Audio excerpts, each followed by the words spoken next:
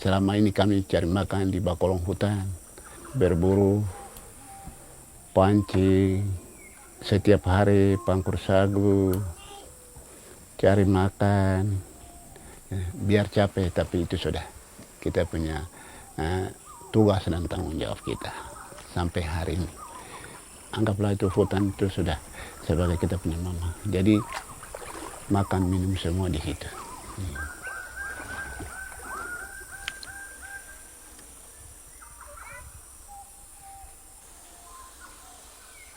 Dulu kan tidak pakai uang. Jadi makanan itu semua serba ada. Sekarang dunia uang. Artinya kita mau hidup sesuai dengan di daerah lain yang sudah maju.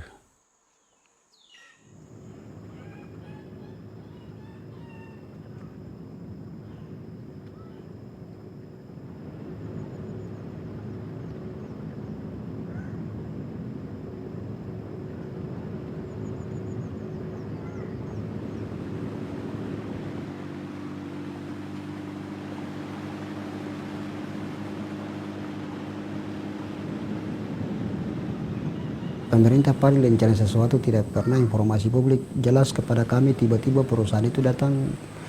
Selama ini kan biasa hanya survei, kaget tiba-tiba kaget perusahaan mulai masuk, isu-isu perusahaan mulai masuk. Contohnya seperti Menara, hanya kehutanan datang survei, kaget begini. Wah, ini kita kekhawatiran besar. Dulu kan kita hidupnya baik, semua ini uang. Akhirnya biasa orang mengalah tuh, tiba-tiba perusahaan datang, ya ini sudah ekonomi akhirnya selesai. Padahal tidak pikir bahwa ini bahaya datang.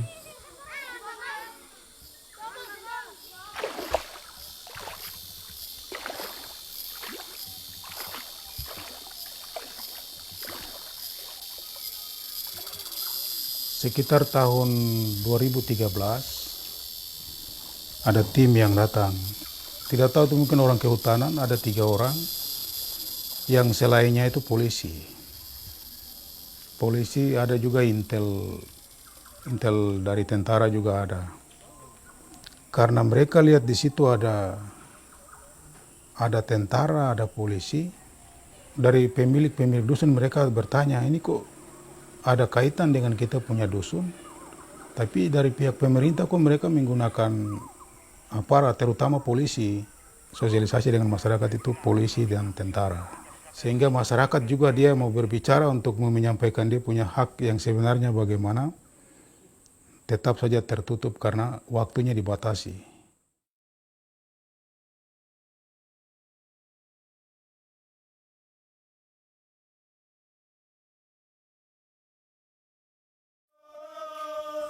Setelah 1 bulan kemudian ada informasi lagi bahwa siapkan babi, tenda, dan dia punya panitia untuk menerima uang pembayaran tali asi. Di dalam amplop pak yang mereka sudah pak uang itu tidak tertulis jumlah uang yang mereka tulis di situ. Tetapi mereka bilang bahwa ini marga ini punya. Kita di sini kan ada 3 marga besar. Jadi mereka katakan bahwa ini marga ini punya, marga ini punya. Tetapi pada umumnya masyarakat tidak tahu bahwa setiap marga itu dia kenanya berapa. Itu tidak tertulis di dalam. Setelah sudah dikumpulkan bahwa kita tahu bahwa kita untuk khusus Meto punya itu 1.300.000 lebih. Tapi kita tidak tahu bahwa setiap marga itu dia dapat berapa.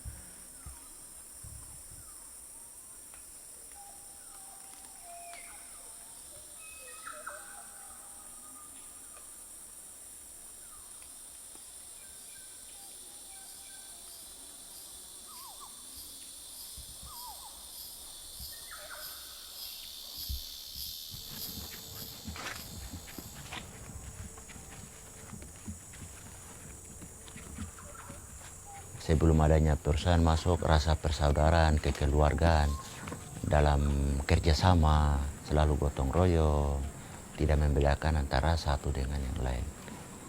Kita semua adalah keluarga. Di situ tidak ada perbedaan antara marga yang satu dengan marga yang lain. Ketika dengan kehadiran perusahaan timbullah salah satu perbedaan yang muncul dengan cepat, bahwa perbedaan marga ini dengan marga yang satu sudah sangat jelas.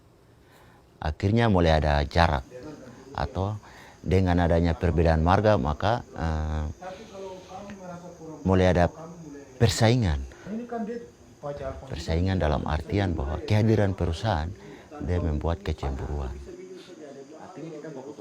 Yang dulunya kita hidup tidak pernah kita baku koslet, hidup kita aman damai dalam keluarga, mulai bentrok satu sama lain dengan adanya pembayaran uang tali asi itu. Sudah mulai kacau, saudara mulai marah saudara, saudara mulai marah ipar. Sempat itu terjadi korban-korban yang sampai baku pukul antara saudara dengan saudara. Dari situ mulai baku tidak cocok sampai sekarang.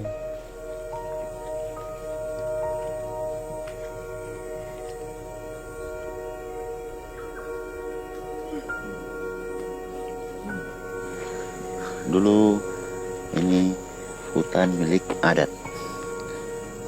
Hutan milik adat yang masih asli. Sekarang hutan milik adat ini sudah berubah menjadi lahan persemaian kelapa sawit milik PT MKJR Mega Jaya Raya. Sehingga lahan ini lahan kelapa sawit yang dijadikan sebagai tempat persemaian atau nursery. Dulu tempat ini biasanya digunakan sebagai tempat berburu, mencari babi atau binatang, pancing untuk cari ikan, juga sebagai tempat sumber air minum yang dengan bebas kita bisa mencari. Sekarang masyarakat adat untuk mencari sumber-sumber makanan sebagai kebutuhan makanan pokok bagi kita harus jauh lebih ke dalam lagi, atau jauh kita harus mencari karena lahan kita sudah tidak ada.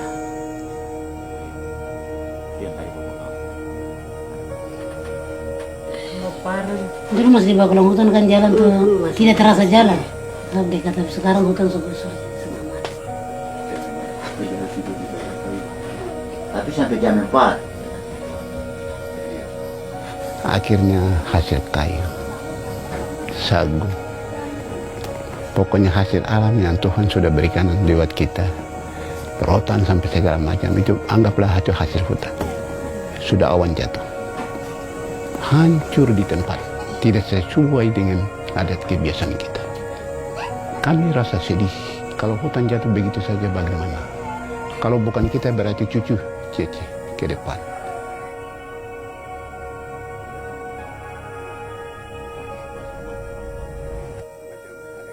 Kesepakatan antara kami marga dengan perusahaan. Dalam hal ini pendidikan, kesehatan, kampung. Dalam kampung itu seperti air bersih, perumahan masyarakat, penerangan. Itu yang kesepakatan diminta oleh masyarakat.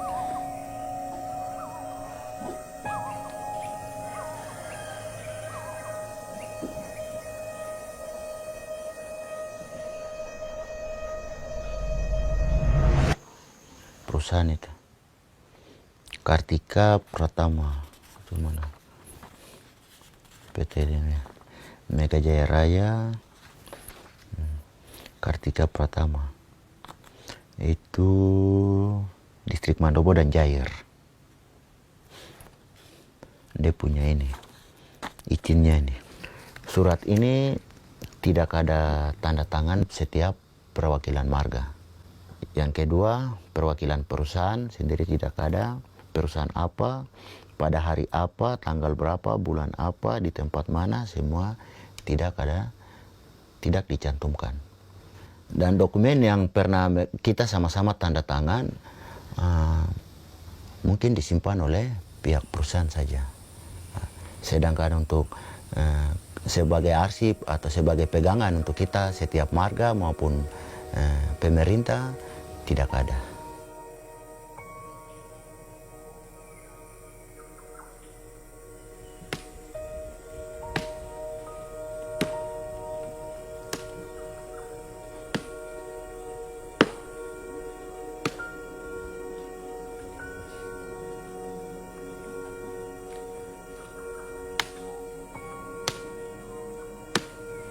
Kita ini masyarakat orang bodoh. Kita punya hidup itu hanya daging sagu. Sesuai dengan tradisi kebiasaan kita setiap hari. Tapi dengan adanya perusahaan, kami mau supaya kita bertujuan tuh kita mau sama dengan di daerah lain yang sudah maju.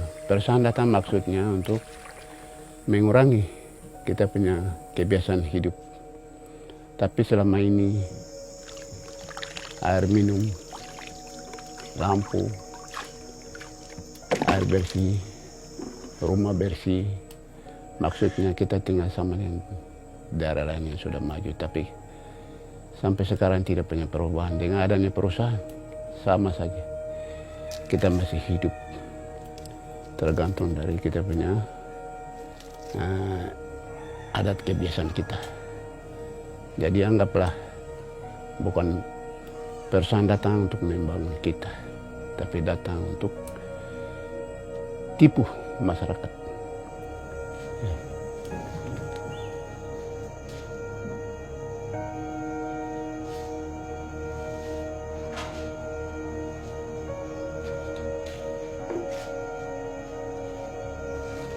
Dua hari lalu saya baru mengundurkan diri dari perusahaan untuk pergi kuliah dan mau ambil jurusan hukum. Saya berpikir bahwa tempat kami yang sekarang perusahaan ada buka ini, kalau tidak ada orang hukum pasti kita ditutup.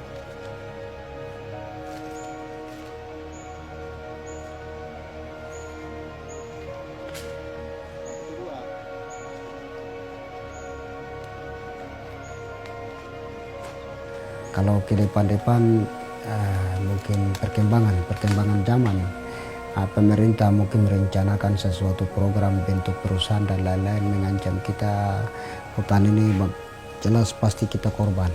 Pemerintah Bovendigul atau pemerintah mana saja datang, kami duduk pikir-pikir, wah ini perusahaan bisa masuk hancur kita hutan ini. Akhirnya kami duduk diskusi bagaimana caranya supaya kita hutan ini bisa ada sisa, atau kita bagaimana peta tanah ini.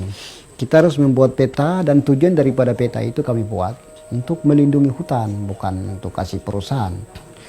Menurut saya pikir ini hutan masih ada, jelas kita masih hidup aman. Kita gambar peta dan bagaimana caranya peta itu supaya pemerintah harus diakui, termasuk bupati distrik dan juga gubernur harus menyelesaikan peta itu. Peta itu sehingga peta itu bisa dilindungi undang-undang, supaya ada kekuatan hukum, supaya masyarakat bisa tinggal di dalam hutan itu, karena bisa tinggal berdasarkan hukum, karena kita tinggal di atas warga negara Indonesia.